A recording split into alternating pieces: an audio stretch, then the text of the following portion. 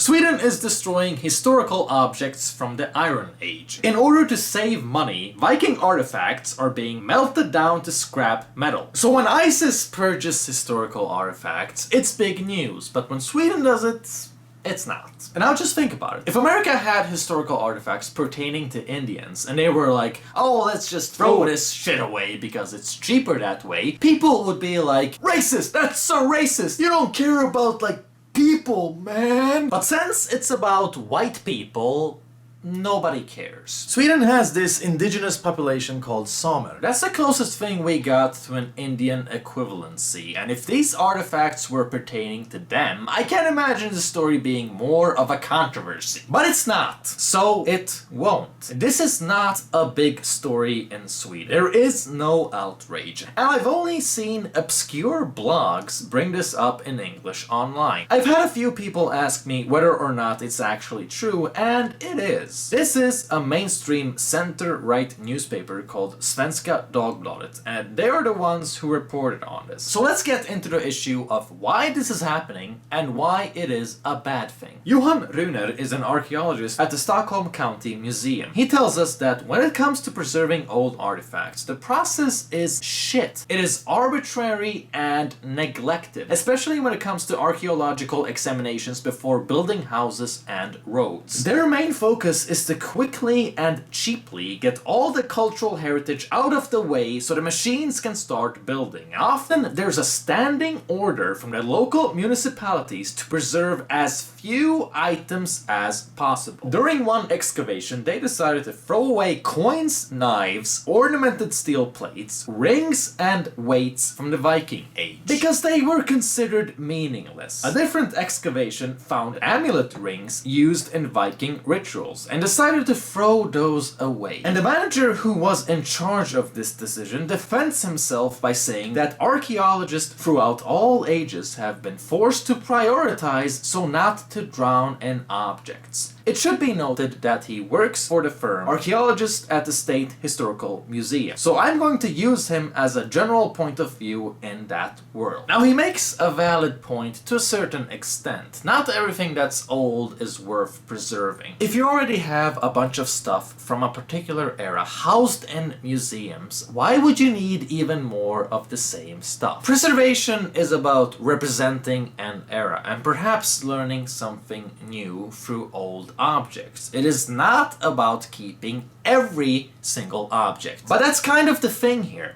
An archaeologist that was interviewed tells us that municipalities don't even spend time on the process of examination. They don't give archaeologists enough time and resources to investigate objects properly. Instead, everything is rushed in order to save money. And that's the real problem here. So what the regional manager says about prioritizing objects doesn't really hold up, because archaeologists aren't even being allowed to prioritize. They're not given the chance. They're just rushed into throwing things away in order to keep costs down. So what's happening here is that municipalities strike deals with archaeological companies to do examinations, and an easy way to lower costs is to cut down on the amount of objects that you preserve. Worth mentioning in the context is that ceramics are usually saved since it doesn't require preservation, whereas iron and metal needs to be treated after spending thousands of years in the ground. Which is kind of upside down, since the Iron Age was one of mankind's greatest leaps forward. Ceramics usually don't tell us as much about history as iron objects. If the company has a contract budget to preserve 2 metal objects, but they find 12, they have to throw away 10 of the objects and turn them into recycling. Scrap metal. Now this attitude is potentially disastrous, because old things can provide a lot of value for the future. Just look at this old tablet. It looks like any other kind of old artifact. Nothing really special going on here. It's just a typical tablet. You could easily look at this and be like,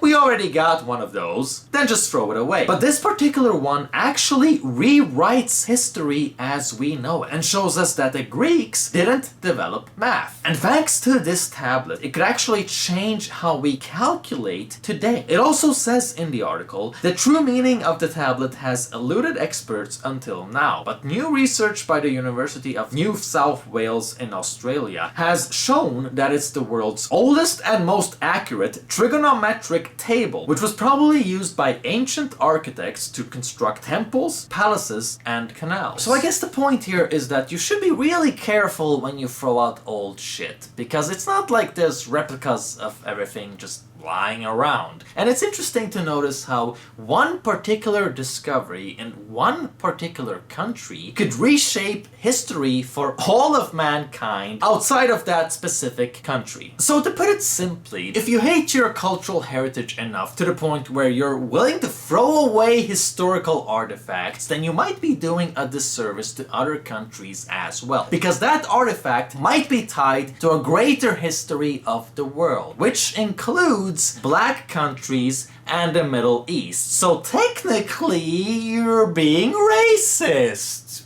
Archaeology can be beneficiary to everyone, including radical feminists. DNA testing confirms that an iconic Viking warrior was a woman, and one of the items that she was buried with is a board game used to try out battle tactics and strategies, indicating that she might have been a powerful military leader. So in other words, archaeology doesn't just benefit heterosexual white males, and the more we discover of our collective past, the more our view of history becomes nuanced. And isn't that way more exciting than oversimplifications about how cultural heritage is racist? Now, we've established that this careless attitude towards Viking artifacts is about saving money, but it is also possible that there is a larger political influence here, an ideological backdrop, so to speak. In a report from the governmental agency National Exhibits, you can read that Swedish museums don't reflect multicultural Sweden. That is to say, all Swedes. And this isn't just the result of widespread structural discrimination, but it's also a huge obstacle for increased diversity. And the CEO of Västerbotten's museum said in an interview that old museum storytelling is outdated. We have to let go of the 19th century farmer and start thinking about how we can tell other new stories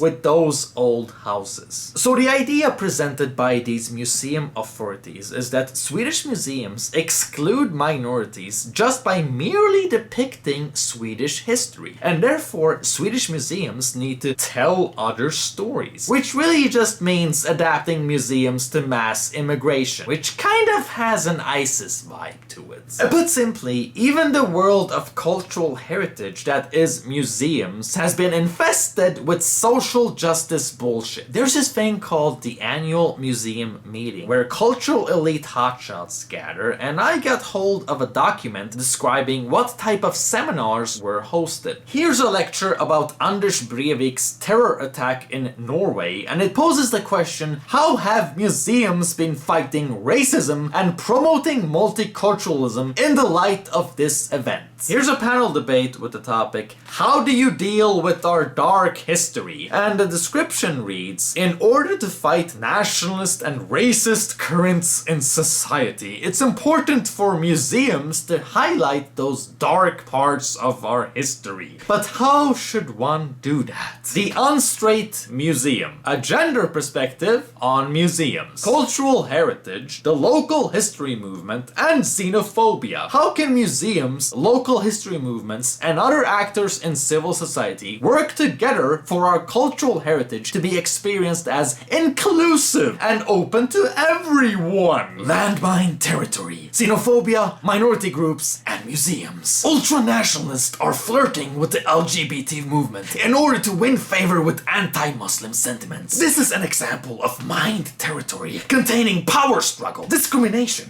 and intolerance. What do parts of this field look like? And what responsibility do museums have to act in these hard-to-navigate issues?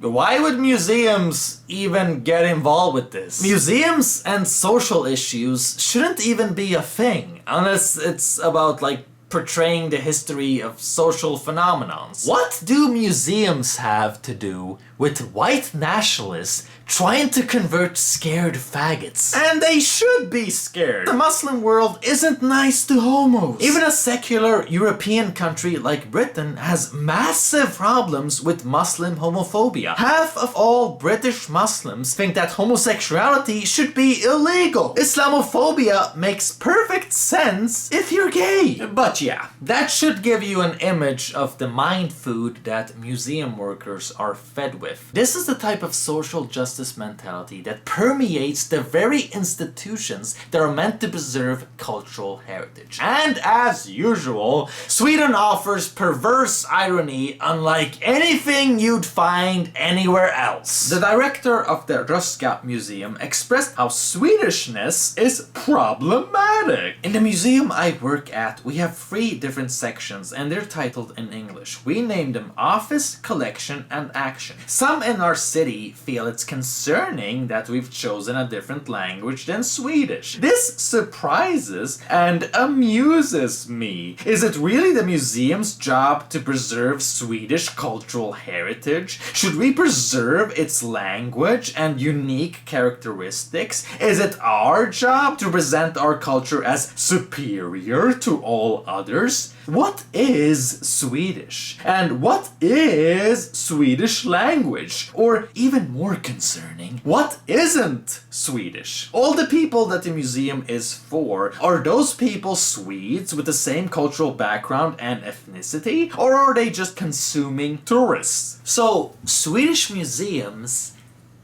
have a problem with Swedishness? You really picked the wrong field to work in. Archaeology is gonna be pretty nationalist and racist in nature. Archaeology doesn't work if you're too scared to split people up into different ethnicities with different histories. If you can't even acknowledge that there is such a thing as different people, how can you possibly study the unique history to each of their cultures? The social justice warriors in Sweden love to claim that Sweden has no culture. If a country has no culture, then how could it have a history? And how could there be museums meant to preserve that history? Technically, according to your own logic, your job shouldn't even exist. Here's an interview with a curator at the Swedish Museum of World Culture. He talks about his visit to the annual meeting of Swedish museums in the spring and how all the seminars he witnessed expressed large consensus on the idea that norm critique is a central work dimension to all Swedish museums across the nation. For those of you who don't know, norm critique is a term often used in Sweden by feminists and leftists to essentially dismantle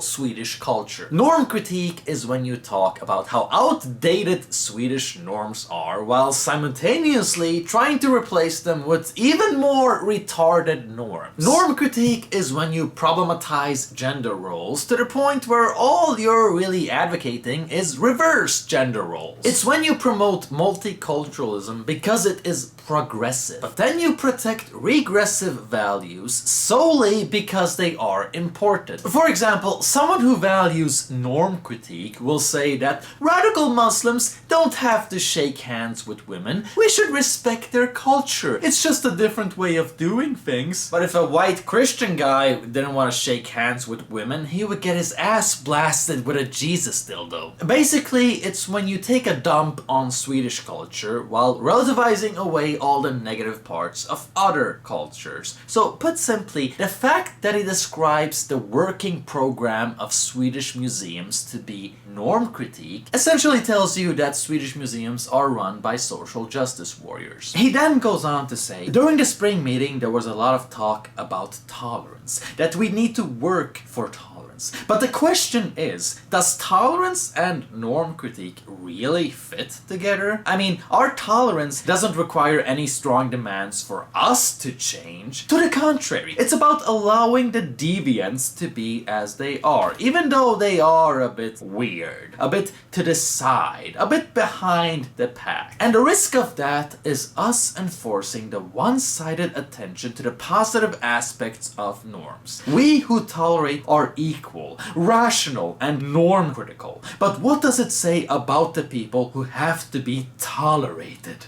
Aren't we indirectly risking saying that those who need to be tolerated aren't just as good, and that they need our kindness to have a place in society? Why, that's not very norm critical. This moist hole of a person is such a social justice warrior that even the word tolerance triggers him. Because in his heroin-fueled mind, tolerance means that immigrants are inferior. Tolerance is racist. If they were equally good as you wouldn't have to tolerate them. Tolerance means that there's something to tolerate. And there's nothing to tolerate because immigrants are perfect, even when they are overrepresented in rape, support Sharia law, and practice female genital mutilation. After this, he further whips himself by saying, it's not those who are excluded that need museums, not primarily. Above all, it is people like me. We who in too many ways qualify into the norms. We need other perspectives to get a more reasonable view of the world. Personally, I need queer theory as well as the reflections of Islamic traditions in order to live a good life. I use Islam. I need Islam to become a better person. A more humble, unnormal Swede. Oh, white guilt gone wild. What kind of a person is this? Notice that he is a ethnic Swede who has converted to Islam to become less Swedish? Is that it? He signs this article with his name, working title, and the book he's written called Islam and I, about reason, tolerance, and our mutual future. And he seriously argues that it's white cosmopolitans who need museums the most so that they can stay super tolerant by going to museums and seeing more exotic perspectives of the world.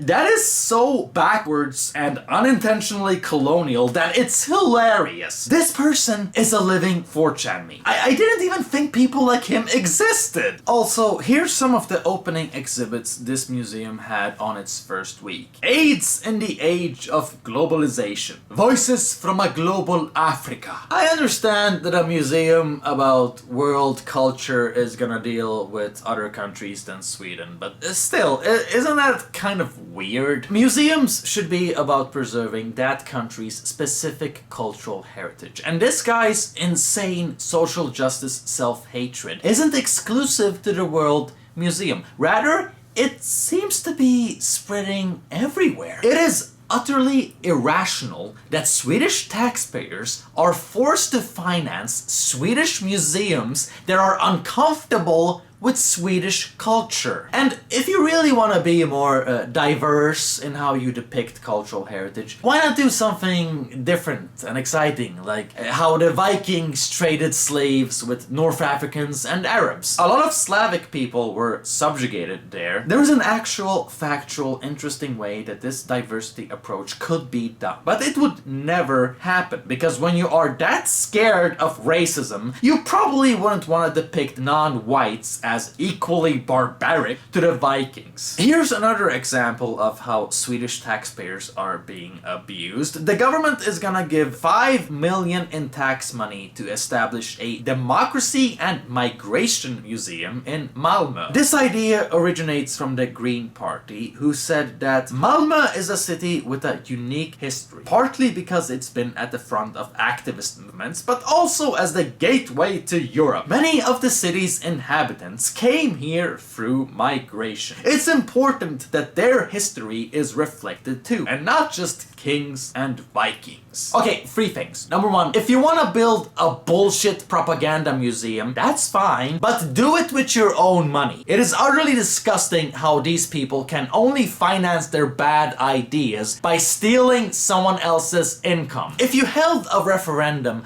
I'm convinced people would rather see hospitals get that 5 million extra than some fancy museums that only 200 hipsters will be attending anyway. Number 2. Malmö is known for hand grenades, crime, and poverty. In fact, the city went bankrupt a long time ago and is now only surviving because the rest of the country is pouring in welfare so it doesn't collapse. Malmö is running on a 5 billion deficit every year. Malmö is a financial disaster, and it's largely thanks to immigration. But I don't think the museum is gonna bring that up when they do their little exhibit on how immigration affected Malmö. And free. Since when did democracy become correlated to immigration? To even try and conflate these two completely separate issues shows you how perverse the establishment in Sweden really is. Now, when it comes to destroying Viking artifacts and other ancient Swedish